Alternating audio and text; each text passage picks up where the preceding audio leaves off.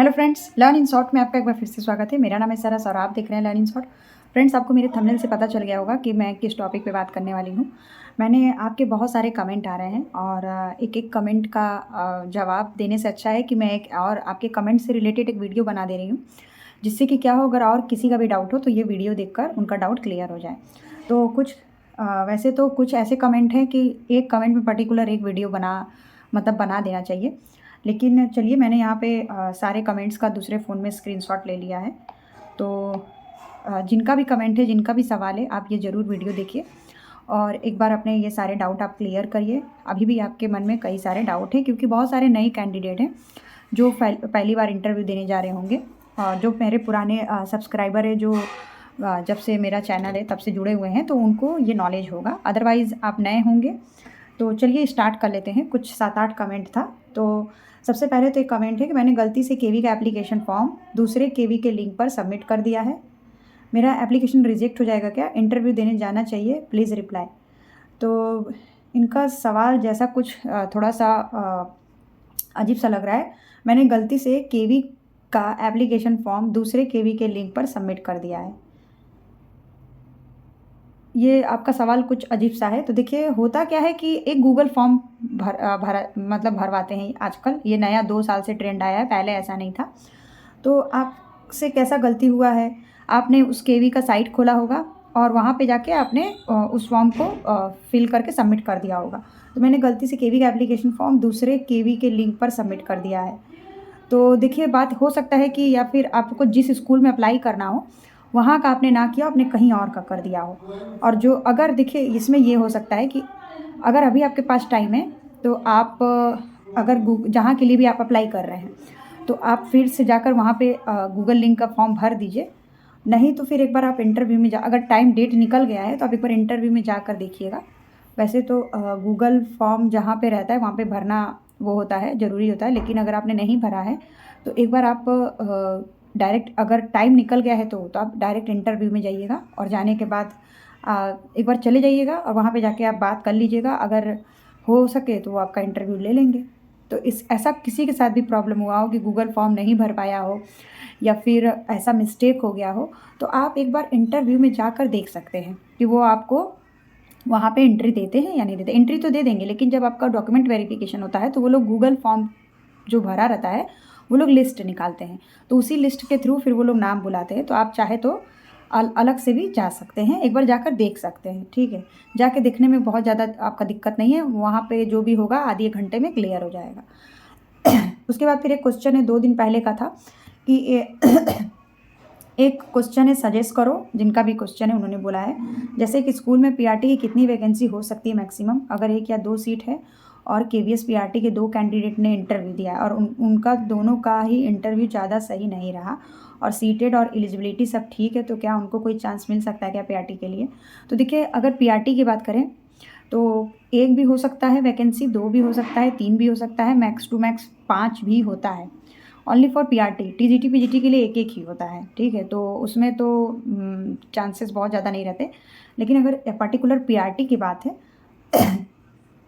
Maximum 5 vacancy हो सकती है, ठीक है? अगर 1 या 2 सीट है और केवीएस पीआरटी के 2 ही कैंडिडेट ने इंटरव्यू, सिर्फ 2 इंटरव्यू देने अगर गए होंगे और उन दोनों का इंटरव्यू ज़्यादा सही नहीं हुआ होगा, उसमें से वो लोग क्या करेंगे, दोनों का इंटरव्यू का जो हुआ होगा, दोनों का वो लोग मैच करेंगे। दोनों में से अगर सीटेड वगैरह ठीक है, लेकिन वो लोग इंटरव्यू में ज़्यादा देखते हैं कि आपका क्या है, आपने कैसे किस तरीके से बात किया, क्या किया, जवाब दिया कि नहीं दिया, ज़्यादा आप घबरा तो नहीं गए, तो आप बच्चों को कैसे डील करेंगे, ठीक है? तो क्या कहते हैं कि तो उन दोनों में से वो लोग वो करेंगे, क्या कहते हैं कि फ़िल्टर करेंगे। अगर उनको ठीक लगेगा तो वो एक कैंडिडेट को बुला लेंगे। तो इसमें आपका यही क्वेश्चन जो है, इसका यही जवाब है कि आप 2 लोग अगर इंटरव्यू दिए होंगे, तो दोनों के इंटरव्यू को पहले वो लोग देखेंगे, जिसमें से एक भी बेहतर लगेगा तो उसको बुला लेंगे, ठीक है? मैम, मेरी रैंक 11th है, टीजीटी में क्या कोई चांस है? नहीं, टीजीटी में 11th रैंक बहुत वो है, क्योंकि टीजीटी में सिर्फ पर्टिकुलर सब्जेक्ट के लिए 1 ही वैकेंसी होता है। तो अगर आपका सेकंड या थर्ड भी रहता तो चांसेस रहते कि अगर फर्स्ट वाला नहीं कर रहा है तो सेकंड वाले को बुला लो। तो इसमें क्या है कि आपका मुश्किल है थोड़ा-सा। उसके बाद नेक्स्ट क्वेश्चन है कि लाइब्रेरियन के लिए बताएं। लाइब्रेरियन के लिए देखिए लाइब्रेरियन के लिए आप जिस भी लोकेशन से अप्लाई करना चाहते हैं वहाँ के आप साइट पे जाके, जहाँ से भी आप बिलोंग करते हैं, जिस भी आप डिस्ट्रिक्ट से हैं या फिर जिस भी आप कस्बे से, नगर से, जहाँ से भी हैं, आप वहाँ के साइट पे जाकर लाइब्रेरियन का अगर वैकेंसी है और इंटरव्यू अभी तक हुआ नहीं है तो आप जाकर देख सकते हैं। लाइब्रेरियन के लिए आप लाइब्रेरियन का जो भी क्राइटेरिया होता है उसको फिल आपको करना होगा। एक्सपीरियंस रहे तो भी अच्छा है, नहीं रहे तो भी कोई बात नहीं, और लेकिन आपके पास उसका नोटिफिकेशन में जो मांगा जाएगा उसका आपके पास वो होना चाहिए, योग्यता आपका होना चाहिए। लाइब्रेरियन के लिए फुलफ़िल करते हो आप उनका क्वालिफ़िकेशन वगैरह। और उसके बाद फिर एक का सवाल है कि रैंक कैसे पता चलता है। तो रैंक पता करने के लिए साइट पे रिज़ल्ट आ जाता है और रिज़ल्ट पे नाम मेंशन रहता है, first, second, third, fourth, fifth. तो उसी के थ्रू पता चल जाता है कि आप फर्स्ट पे हैं, सेकंड पे हैं, थर्ड पे हैं।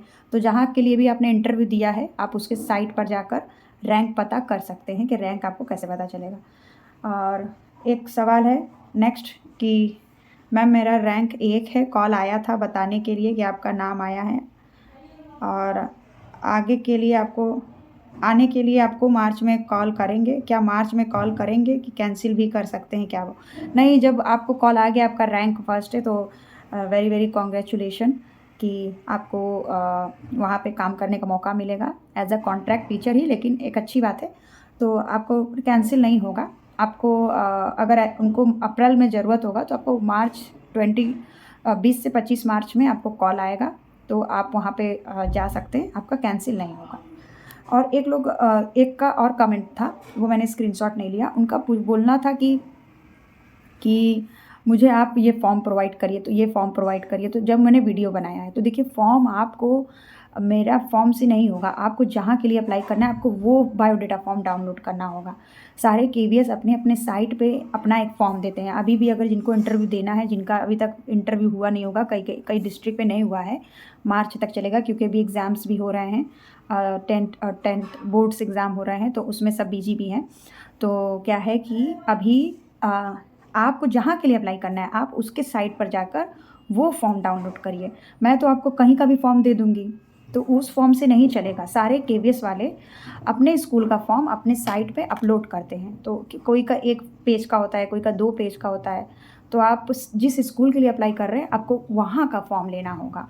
तो मेरे कोई भी लिंक देने से, फॉर्म देने से पहले आप जहाँ के लिए अप्लाई कर रहे हैं, आप मैं एक एग्जांपल बता दे रही हूँ आपको। सपोज़ दैट आप अप्लाई कर रहे हैं इलाहाबाद प्रयागराज कैंटोनमेंट, ये तो काफ़ी दिन पहले ही आ गया था, नहीं इसका नहीं आया था, आर्मी पब्लिक स्कूल का आया था। तो अगर आप सपोज़ दैट कि आप अप्लाई कर रहे हैं प्रयागराज कैंटोनमेंट केवीएस के लिए, तो आप गूगल पे डालेंगे कि केवीएस प्रयागराज केवीएस कैंटोनमेंट, तो गूगल पे आपको डायरेक्ट उनका साइट खुल जाएगा। क्रोम पे भी देख सकते हैं, गूगल पे भी देख सकते हैं। तो साइट ओपन करने के बाद अगर वहाँ पे वैकेंसी आई होगी तो वहाँ पे आपको एक नोटिफिकेशन मिलेगा कि आप उनके क्राइटेरिया को फुलफ़िल कर रहे हैं या नहीं। उसके बाद आपको गूगल फॉर्म मिलेगा, अगर गूगल फॉर्म लिंक भराया जाएगा तो वो भी मिलेगा।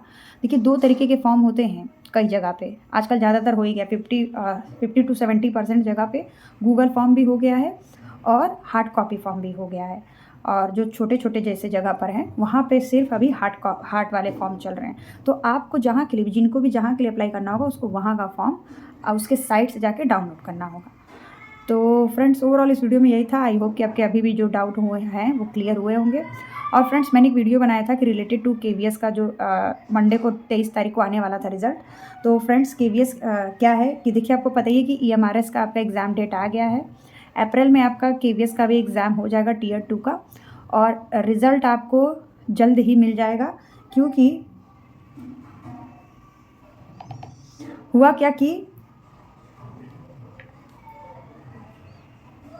केवीएस इस टाइम हुआ ये कि सीबीएसई इस टाइम बहुत व्यस्त है। इस वजह से क्या हुआ है कि जो केवी में हैं जिनके थ्रू मैंने पूछा कि जो मंडे तक रिज़ल्ट आने वाला था वो आया क्यों नहीं, तो वो रिज़ल्ट इसलिए नहीं आ पाया क्योंकि सीबीएसई के पास इस टाइम सीटेट का अभी आपको पता ही आंसर किया गया, ईएमआरएस का आपको पता ही है कि एग्ज़ाम डेट आ गया, और ईएमआरएस का देखिए पूरे 1 महीने के बाद एग्ज़ाम डेट आया है और 2 महीने का टाइम मिला था। तो अप्रैल के लास्ट तक आपका केवीएस टियर 2 का भी एग्ज़ाम हो जाएगा, और क्योंकि मार्च में आपका उसका एग्ज़ाम है। तो 20 अप्रैल के बाद तो रिज़ल्ट आप मान कर चलिए कि अगर आपको फ़ैब का तो ख़त्म ही है, नहीं तो होली के पहले या फिर होली के बाद आपको ज़रूर देखने को मिल जाएगा, क्योंकि इस टाइम सीबीएसई के पास ईएमआरएस का काम है, सीटेट का काम है, केवीएस का काम है, बोर्ड एग्ज़ाम के काम है। आपको पता ही सबसे ज़्यादा बिजी है बोर्ड एग्ज़ाम में, नहीं तो ये आपका रिज़ल्ट कब का आ जाता, 1 महीने में पता ही आपको कि रिज़ल्ट आ जाता है, अगर ये बोर्ड का एग्ज़ाम नहीं होता तो रिज़ल्ट पूरा प्रिपेयर है, बस क्योंकि उनको अभी ईएमआरएस का डेट निकालना था, उसके बाद उनको सीटेट का आपको वो निकालना था, आंसर की भी आ गया है सीटेट का, बस बचा है केवीएस का रिज़ल्ट। तो आप अपने टियर 2 के प्रिपरेशन में लगे रहिएगा, जिनका भी नंबर ठीक-ठाक बन रहा है, क्योंकि ये बहुत ज़्यादा हेल्पफुल होगा। और 20 अप्रैल के बाद टियर 2 का एग्ज़ाम भी हो जाएगा, ज़्यादा टाइम नहीं मिलेगा, मई तक नहीं जाएगा, ठीक है। तो चलिए, ओवरऑल इस वीडियो में इतना ही था। मिलते हैं नेक्स्ट वीडियो में नई इन्फॉर्मेशन के साथ, तब तक के लिए बाय बाय। वीडियो पसंद आए तो लाइक करिए, चैनल को सब्सक्राइब करिए और अपने दोस्तों के साथ शेयर करिए, और कोई आपका सवाल हो तो आप कमेंट कर दीजिए। तब तक के लिए बाय बाय।